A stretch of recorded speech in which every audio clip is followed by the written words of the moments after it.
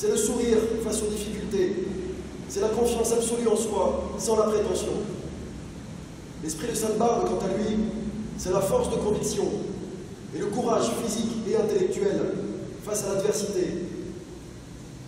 L'esprit de l'artilleur parachutiste s'inspire à la fois du souffle de Saint-Michel et de la sérénité de Sainte-Barbe. Il accorde enfin une place toute particulière à ses anciens, ceux qui ont écrit les pages de gloire du 35e rap, et qui guident aujourd'hui, naturellement, les jeunes générations, à l'instar des hommes que nous venons d'avoir l'honneur de décorer. Le colonel Foll, chef de corps du 35e rap entre 1969 et 1971, en est le témoin, puisqu'il nous fait l'immense honneur d'être présent parmi nous ce soir. Depuis sa naissance en 1873, le 35 n'a jamais cessé de combattre pour le service de la France.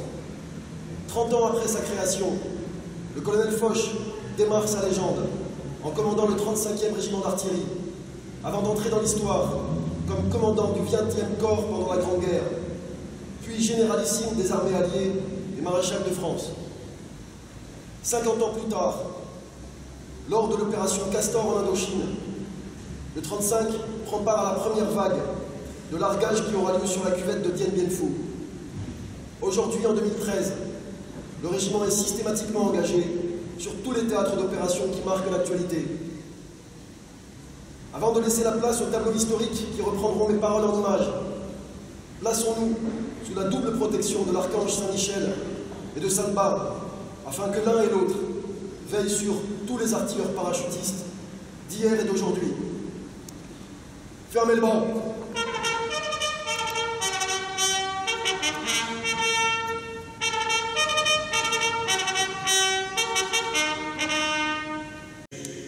Sa devise est alors « Mourir en chantant », devise qui symbolisera l'engagement des artilleurs du 35 lors des nombreux affrontements auxquels ils ont pris part.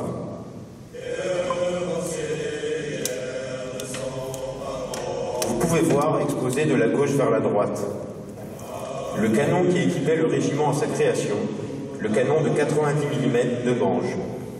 Également présent, un cheval, symbole à cette époque de l'artillerie hippomobile. Le canon de 90 mm pèse 1210 kg et est tracté par 6 chevaux. Sa cadence de tir est de 1 à 2 coups par minute. Il permet de propulser un obus de 8 kg à une distance de 7 km. Distance théorique, puisque les conflits de l'époque se déroulaient en tir à vue. Les soldats, quant à eux, arborent la tenue de 1880. Pour la troupe, cette tenue se compose d'un dolman bleu très foncé. Il se ferme par une rangée de 7 boutons et est orné de 7 brandebourgs en laine noire, portant un gros bouton à chaque extrémité. Le pantalon est en drap bleu foncé avec 2 bandes écarlates. Ils sont équipés de fusils Chassepot modèle 1886 et de son prédécesseur, le fusil modèle 1857. Nous allons maintenant vous présenter et qui a commandé le régiment de 1903 à 1905, Ferdinand Foch. Né à Tarbes le 2 octobre 1951, l'esprit de revanche suite à la défaite de 1870 l'amène à épouser une carrière militaire. Diplômé de Polytechnique en 1873, son esprit savant l'oriente vers l'arme de l'artillerie. À sa sortie de l'école d'application de Fontainebleau en 1874, le sous-lieutenant Foch est affecté au 24e régiment d'artillerie, stationné à Tarbes, installé dans un quartier récemment construit, qui deviendra le quartier Soult qu'occupe le 35 de nos jours. Visionnaire, il se marie le 5 novembre 1883 à l'église Saint-Michel de Saint-Brieuc. La rue y menant porte d'ailleurs son nom. Promu colonel, il prend alors le commandement du 35e régiment d'artillerie divisionnaire à Vannes de 1903 à 1905. Sa carrière le conduisit à être le commandant unique des troupes alliées en 1918 pour nous mener à la victoire. Il repose depuis le 29 mars 1929 aux Invalides. Les mots qui le guidèrent durant ces différents commandements sont la volonté de vaincre, le devoir, la discipline.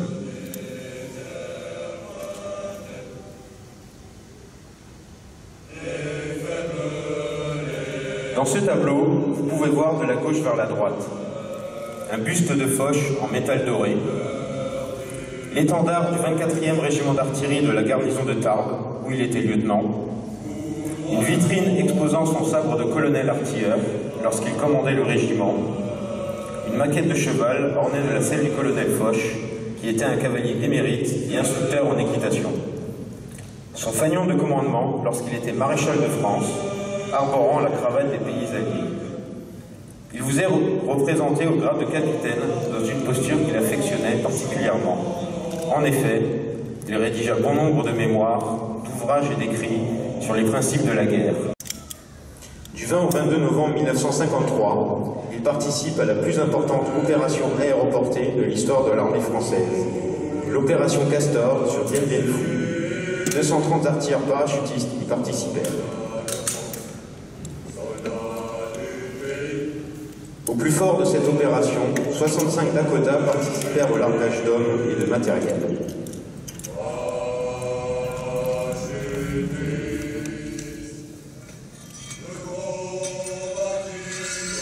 Les artilleurs disposaient pour remplir leur mission de 3 types de canons. Le canon 105 HM2, le mortier 4 pouces 2 et le fameux canon de 75 mm en version sans recul. Dès la récupération des canons et des obus sur les zones de saut et les différents points de largage, ils devaient être acheminés jusqu'aux différentes positions de tir, qui étaient parfois distantes de plusieurs dizaines de kilomètres, notamment dans des conditions parfois extrêmes, comme la traversée d'une rivière sur de simples planches.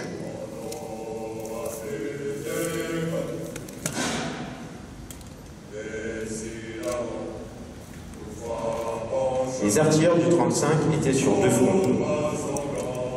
Les combats, où ils servaient avec pugnacité le canon de 75 sans recul.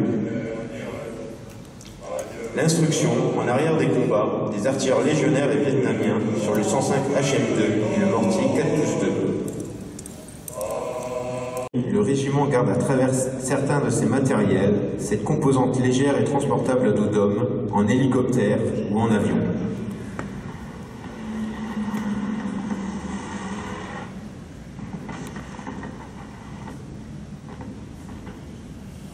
Le régiment dispose notamment, pour une action rapide en tout temps et tout lieu, de mortiers de 120 mm et postes de tir Mistral.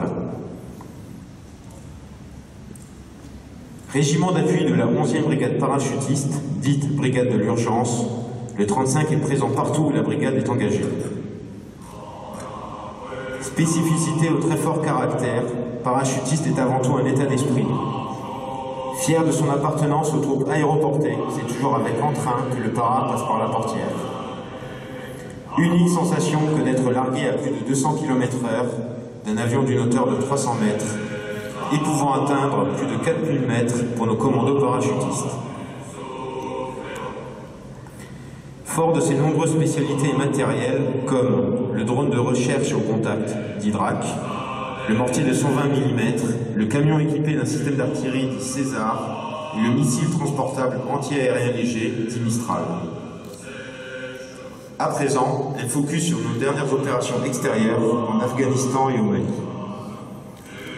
Engagé de 2008 en 2012 en Afghanistan, le 35 a appuyé avec ardeur et exemplarité les unités au contact direct de l'ennemi.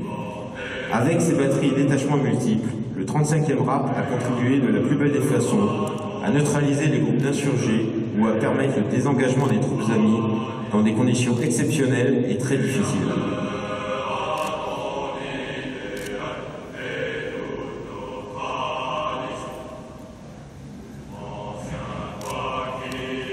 Le 35 perdra au combat le chef d'escadron Sonzoni et comptera de nombreux personnels blessés dans leur chair. Récemment engagé à hauteur d'une vingtaine de personnes, expertes en conseil et en mise en œuvre de tous les appuis-feu, à l'opération Serval au Mali, et notamment aux opérations aéroportées sur Gao et Tombouctou.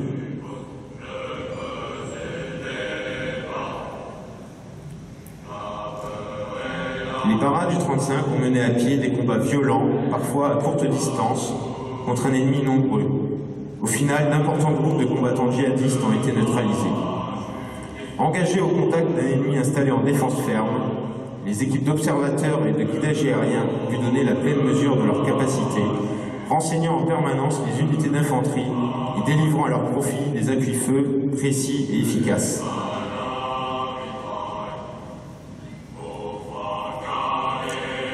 voir sur ce dernier tableau certaines des dernières innovations matérielles du combattant. Vous trouverez de la gauche vers la droite un parachutiste équipé du nouvel ensemble de parachutes de combat.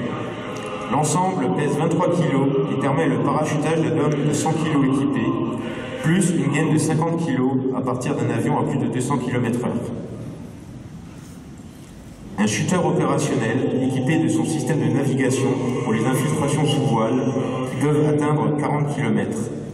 Son parachute est un parachute individuel pesant 24 kg. Il dispose d'une gaine pouvant contenir 60 kg de matériel.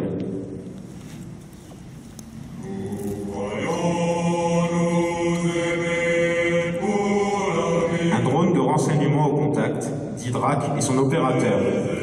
D'une autonomie de vol de 90 minutes et d'une portée de 10 km, sa mission est de transmettre des images en temps réel, de jour comme de nuit, aux unités au contact de l'ennemi. D'une envergure de 3 mètres, il pèse 8 kg.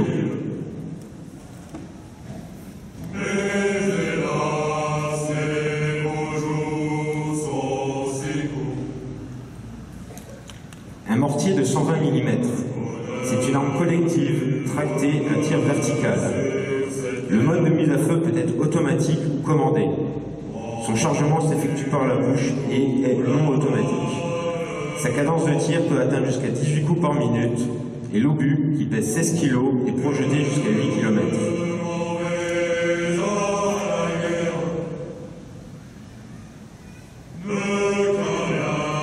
Un poste de tir de missiles transportables anti-aériens légers, dit Mistral, de type tir et oubli.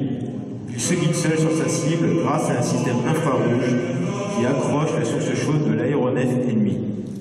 Le missile est propulsé à 3000 km/h en 2 secondes et demie.